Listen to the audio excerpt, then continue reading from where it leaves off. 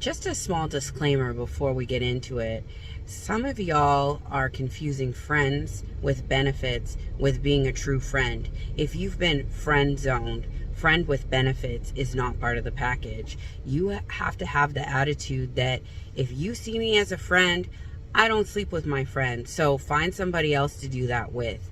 You don't get to have this until you make that commitment. I wanted to add that in because I know some of y'all are having those friends with benefits. Make your boundaries clear and your actions clearer. Let's get into it.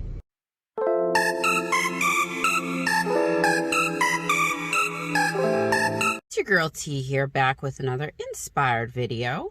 I know y'all are having a beautiful, blessed day because you're tea timers. It's absolutely what we do. Our affirmation of the day is, I'm the last person my SP ever loved. I'm the last person my SP ever loved. We're tea timers, so we get our SP every time, or whatever else it is that we want. For anyone who's new here, I am a manifestation coach, helping your day get easier one day at a time. Let's dig in. I've had a few how to, can I, what ifs, questions, and y'all know when I have a repeated question, I'm going to answer it in a video. So a few of you are asking me, how do I get out of, or how do I do such and such? And the basic formula to manifestation is the same. We want something, we're over here in our minds. Whatever circumstances have presented themselves that make us believe that this is our belief that is far away from our desire, and we need a bridge to get from over here to where our desire is. It's the same formula for every situation, essentially. You pick a technique, scripting, journaling, scripting and journaling, same difference. Journaling or scripting, affirming, affirming out loud, declaring, whatever it is that you choose, you do that repetitively until what you want comes into the 3D or pushes out into the 3D. And you'll feel usually a naturalness, or you'll feel like your belief has changed within you. Not always, but a lot of the times, or you'll see birds before land, which is you'll see things that indicate to you, like, let's say you're affirming for your your special person, your significant person, and you see their name everywhere. That could be construed as birds before land. That means your subconscious is taking the thought and making it into a hard-coded belief because you're seeing that person's name everywhere you go. This is what we would call birds before land. So this is indicating that our subconscious is softening up and changing all over our beliefs. Now, in saying all that, I wanted to lay the foundation for how things are done going into the question that I was asked. So it was asked, how do I get out of the friend zone? You put yourself in the friend zone. And what does the friend zone indicate to you? When you think of someone that you would automatically put in the friend zone, what do you think? You see them as just a friend. You usually don't have a sexual attraction to them. You usually would just put them in a category where they would only be your friend.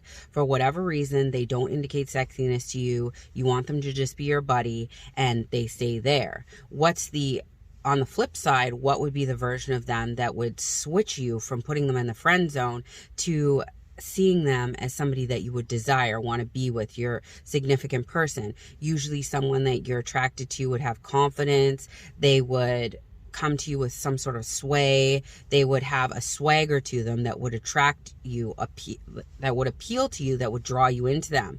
So when you're affirming for yourself, think of the qualities that would make you feel like someone was more than a friend, and you affirm those for yourself. For myself, if I was looking at someone that I want to be with, I'd be like, I am confident, I am self-assured, I am smart, I am funny, I am charismatic, I am proud, I am driven, I am, and so on and so forth. These are the qualities I would look for in a partner. And so I would affirm those things for myself because those are the things that I want within me as well, so that we make a good, whole, complete partnership, and we have mutually beneficial characteristics where we can be, quote unquote, a power couple together, because we each hold the same, in different ways, qualities that we would, admire in the other person. Does that make sense? So basically, if you're mirroring what it is that you want to see in the 3D, you would Ask for those qualities in yourself that you would see in someone who was more than a friend, and those will push out. So if you feel like you're a shy, introverted person right now and you're not confident, I would affirm I am confident. It's easy for me to go out and talk to everybody without any hesitation. I'm a very confident person. I'm very self-assured. I feel powerful. When I wake up in the morning, I feel great. I feel awesome. I feel charismatic, so on and so forth. The things that put you out of the friend zone are the things that you would affirm for. And everybody knows what they're attracted to. Everybody knows why they would put someone in a friend zone as opposed to a romantic zone. And you have to take those qualities and affirm them within yourself so that the person who's looking back at you can see those within you and the attraction will come in. I also had someone asking about if she wants to find a new love interest as outside of her SP. What I would always say in those situations is when your SP thoughts come up, because, you know, when you've been affirming for an SP for a long time, sometimes the thoughts can keep residually popping up because you're used to it. Your subconscious used to you affirming for that old SP. So every time their thoughts would come up, I'd be like, I wish them well. They're no longer in my reality. And I would affirm for the new love. And especially if I had old trauma from my old situation with SP, I would affirm for those qualities to be healed. So I would say, I am healed. Love is safe for me. Love always stays. I love being in love. I love the feeling of being in love. I love that love is consistent in my life. I'm safe to love. Love, consistent. Sorry, I was on a roll there. Love is easy for me. Love has always been easy for me. The partners I attract are healthy, whole, and complete. I always bring out the best in my person, and they always bring out the best in me. I love myself. I feel love within myself.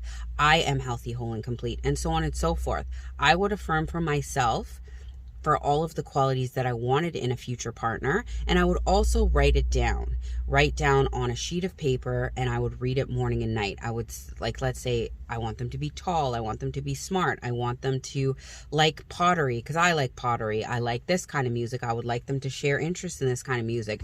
Write down all the things you want out of a partner and read it in the morning and at night so that it reminds your subconscious of what you're looking for, and then your reticular activation system can kick in and it can filter through all those types of people who you are looking for, and then you have your choice of the litter. But make sure that you are always working on your self-concept, because if you don't feel healthy, whole, and complete, and you feel broken within yourself, you're going to attract that broken energy to you. And you don't want to go from seemingly toxic relationship with your old SP to a new toxic relationship with the next person. We need to have that gap in between sometimes, people, between relationships, so that we can work on ourselves, so we're attracting in healthy people, we're attracting in whole and complete people, because jumping from one toxic relationship to the next is not going to resolve that hole that you feel within yourself. Only you can solve that. As I said to a few of my friends, and I truly stand by it, how can someone else love you when you don't love yourself?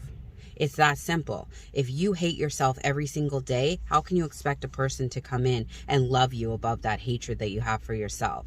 You reflect out what you feel within. We can talk a good talk, but our reflection in the 3D is going to show to us how we really truly feel about ourselves and how we view other people view us in the 3D. If y'all have questions about this, which I know you will and I love, ask them below. Have a beautiful, blessed day. Love ya. Bye.